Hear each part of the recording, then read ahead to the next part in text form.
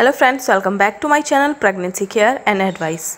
दोस्तों, पुराने समय में नॉर्मल डिलीवरी इसलिए आसानी से हो जाती थी क्योंकि उस दौरान गर्भवती महिलाएं काफी ज्यादा एक्टिव रहती थी। घर के कामकाज करने से, पैदल चलने से और अन्य गतिविधियों के करने से उनके पेल्विक एरिया की मांसपेशियां लचीली हो जाती थी। ज्यादा शारीरिक एक्टिविटी के कारण बच्चेदानी का मुंह भी जल्दी खुलता था और डिलीवरी में भी आसानी होती थी। लेकिन आज के समय में ऐसा बिल्कुल भी नहीं है। प्रेगनेंसी के दौरान आपको कहा जाता है कि गीगल एक्सरसाइज, बटरफ्लाई एक्सरसाइज या फिर योगासन आपको करने चाहिए, क्योंकि इन सभी को करने से वही बेनिफिट्स मिलते थे जो पुराने जमाने में घर के कामकाज करने से मिलते थे। लेकिन इन एक्सरसाइज के बारे में सभी को पता हो ये भी जरूरी नहीं है। तो अगर आपको इन सभी एक्सरसाइज के बारे में पता नहीं है तो आप घर के कुछ ऐसे काम कर सकती हैं जो कि इन एक्सरसाइज के ही बराबर होते हैं, जिससे कि आपकी बच्चेदानी का मुंह आसानी से खुल जाए, नॉर्मल डिलीवरी में भी आपको आसानी हो और लेबर पेन्स भी आपको टाइम से आ जाएं। तो चलिए आप जान लेते हैं कि 9वें महीने में आपको वो कौन कौन से काम करने चाहिए जिनसे कि बच्चेदानी का मुंह भी आसानी से खुले और आपकी नॉर्मल डिलीवरी भी आसानी से हो सके।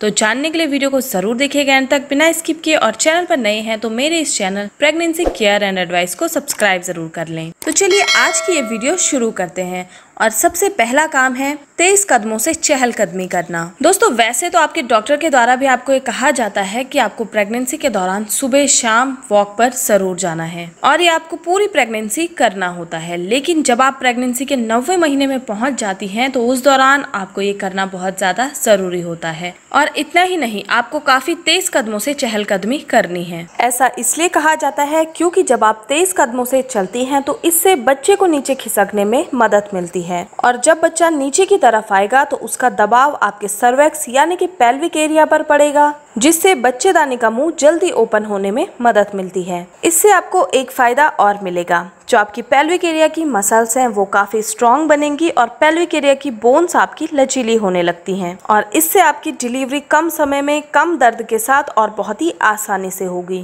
दूसरा है सीढ़ियां चढ़ना। प्रेगनेंसी के 9वें महीने में आपको सावधानी पूर्वक सीढ़ियां चढ़नी है और सीढ़ियां चढ़ते वक्त आपको एक बात का ध्यान रखना है कि थोड़ा सा आगे की ओर झुककर और फिर आपको पैर उठाना है। ऐसा करने से आपके पेल्विक एरिया पर प्रेशर पड़ेगा और बच्चे का दबाव आपके पेल्विक एरिया पर पड़ता है और इससे भी सर्वेक्स को ओपन होने में मदद मिलती है। लेकिन एक बात का आपको ध्यान रखना है कि अगर आप अकेले सीढ़ियां चढ़ने में कंफर्टेबल महसूस नहीं करती हैं तो आपको अपनी फैमिली के किसी भी मेंबर की हेल्प ले लेनी है। तीसरा है दोस्तों, उकड़ू पोजीशन में झाड़ू पोछा करना। प्रेगनेंसी के 9वें महीने में महिला हल्के फुल्के घर के काम कर सकती हैं। इस दौरान उकड़ू पोजीशन में झाड़ू पोछा लगाना आपके लिए फायदेमंद हो सकता है। ऐसे में अगर आपको पैरों के भार बैठकर पोछा लगाने में दिक्कत होती है तो आप थोड़ा सा आगे की ओर झुककर भी पोछा लगा सकती हैं। इससे आपके गर्भाशय पर दबाव पड़ेगा और बच्चे को नीचे आने में मदद मिलेगी और बच्चे का वजन ज्यादा से ज्यादा बच्चेदानी पर पड़ेगा और बच्चेदानी का मुंह खोलने में मदद करेगा। तो अगर आप ये काम अपने घर पर कर सकती हैं तो आप जरूर करिए। बाकी कोई जबरदस्ती इसमें बिल्कुल भी नहीं है, क्योंकि प्रेगनेंसी के दौरान हर महिला की कंडीशन अलग अलग होती है। और अगर आपको उकड़ू पोजीशन में बैठकर झाड़ू पोछा करने में दिक्कत होती है तो आप चेयर की मदद से 2 या 3 मिनट के लिए उकड़ू पोजीशन में बैठ सकती हैं और चाहें तो फैमिली मेंबर में से किसी की मदद आप ले सकती हैं। ये आप जितनी बार चाहें कर सकती हैं, लेकिन आप कंफर्टेबल होनी चाहिए।